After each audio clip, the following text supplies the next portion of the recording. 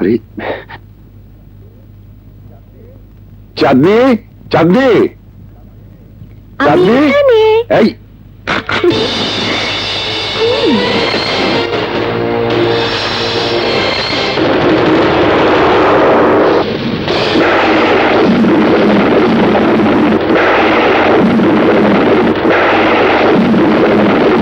এসব কি চাঁদনি?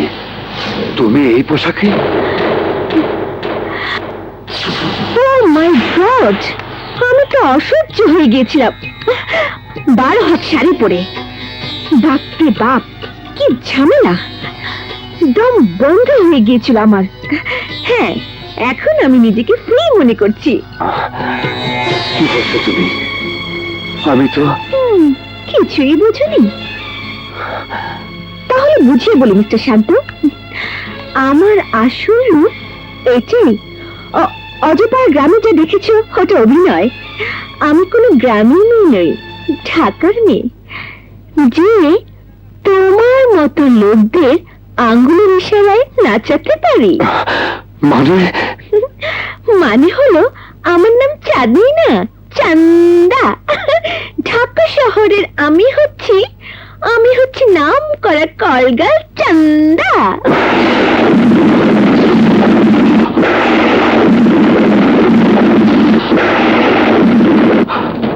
এসব তুমি মিথ্যে বলছো চাঁদনি। আরে মিথ্যে তো এতদিন বলেছি, তোকে ধোকা দিয়েছি। খেলা করছিলাম তোর সাথে, খেলা। কিন্তু কেন? কেন আবার? তোর সম্পত্তির জন্য। আমি তো সবসময় বড়লোক হবার স্বপ্ন দেখেছি, তাই ভেবে দেখলাম রোজ রোজ বড়লোক ফাঁসিয়ে মদ খেয়ে বিছানা গরম করে বড় জোর 10-15 হাজার টাকা পাই, তাদের জীবনেও বড়লোক হওয়া যাবে না। কিন্তু আমি জানি তুই সত্য জানা তো আমাকে তালাক দিবি। দে দে তালাক। আজকের মতো কোনোদিনও এক রাতে এত টাকা আমি কামাই করিনি। যেই আমাকে তালাক দিবি অমনি সব সম্পত্তি আমার হয়ে যাবে, বুঝলি রামছাগল?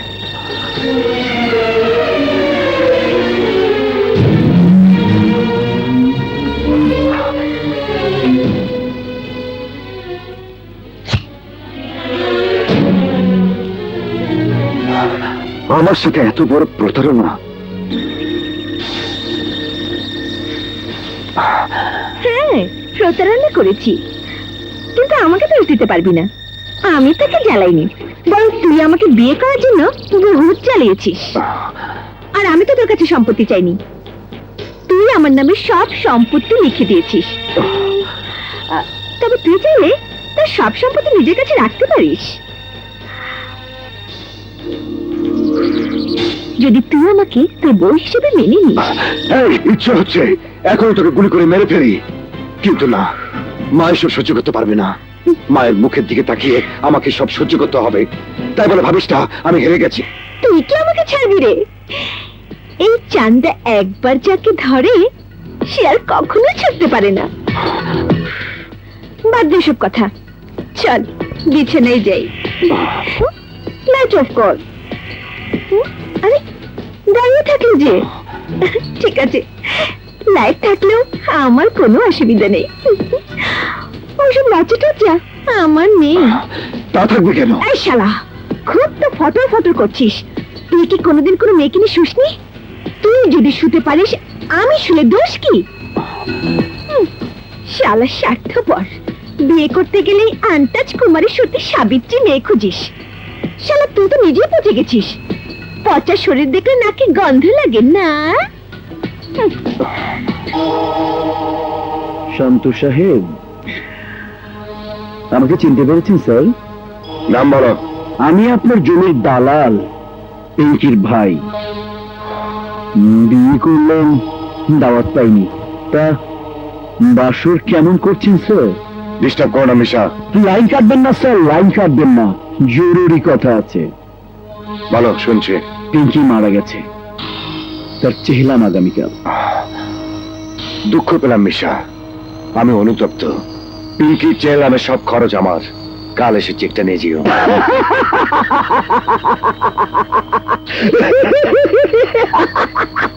কি হলো, হাসছো কেন? চেকে সই দেবার ক্ষমতা কি আপনার আছে স্যার? মানে?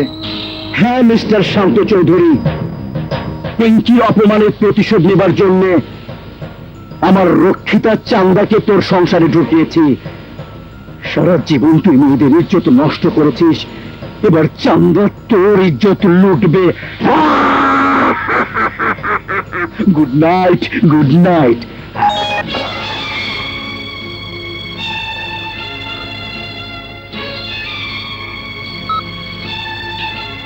মিশা,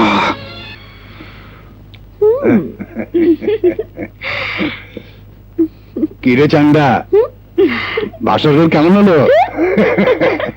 ওই যে জামাই বাবা যে আসিতেছে, দে তালি, দে তালি।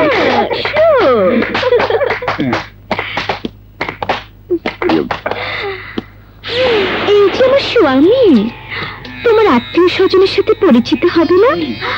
আগে একবার পরিচয় হয়েছে, তা ছিল ভুয়া। আমার বাবা ইমান আলী। কিন্তু আমি তোমার সাথে বেইমানি করেছি, এটি আমার কাজ। আমি মেয়ের দালাল, চান্দার হয়ে কাজ করি।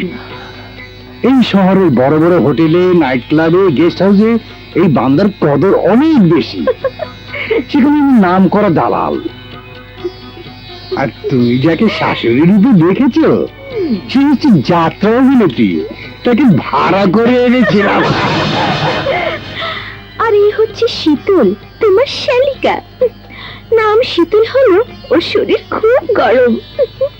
কত লোকের যে বিছানা গরম করেছে তার হিসাব শীতল নিজেও জানে না।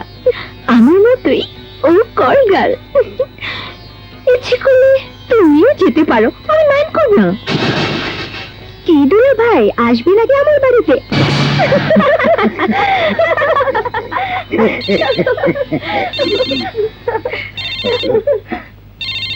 হ্যালো, ইমাম আলী, তুই যে নাম করা দালাল তাতে আর কোনো সন্দেহ নেই। তুই খুব সুন্দর করে কাজ শেষ করেছিস, এক্ষুনি চলে আয়, বাকি টাকাটা নিয়ে যা। আয়, আমি এক্ষুনি আসছি স্যার। কি বিয়ে সাহেব, এসেই চলে যাবেন? খাওয়া দাওয়া করে যাবেন? আসসালামু আলাইকুম। ওয়ালাইকুম আসসালাম। থাক, মেয়েকে দেখতে এসেছিলাম বেন সাহেবা। খুব ভালো করেছেন, দিয়ে একদিন বেরিয়ে যান। না বেন সাহেবা, থাকতে পারবো না, এখনই চলে যাব। আমি এক লোকের কাছে 50,000 টাকা পাই, এখন না গেলে টাকাগুলো আর পাওয়া যাবে না। আমি আবার এসে বেরিয়ে যাব। চল মা, আসি মা। আসি দুলা ভাই, আমার কথা মনে রাখবেন, আমি অপেক্ষা করব। কোন কথা মনে রাখবে? আমি দুলা ভাইকে দাওয়াত দিয়েছি। অবশ্যই যাবে, কিরে যাবি না?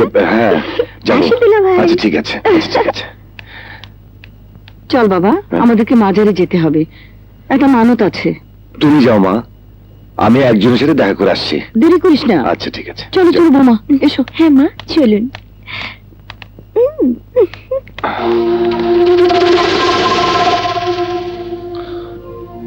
পিঙ্কি, তোর আত্মহত্যার প্রতিশোধ নিয়েছি বোন। শান্তর সংসারে আমি স্লো পয়জন পুশ করেছি, তোর পতন না হওয়া পর্যন্ত আমি ছাড়বো না। আমার শান্তি নষ্ট করে তুই তোর বোনকে শোনাচ্ছিস? সেদিন তোকে জানি মারিনি শুধু পিঙ্কির জন্য, আজ পিঙ্কি নেই, তুইও বাঁচতে পারবি না।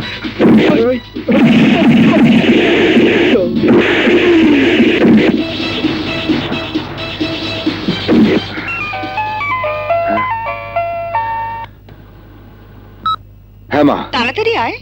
তোমরা পৌঁছে গেছো? হ্যাঁ। ওকে, আমি এক্ষুনি আসছি।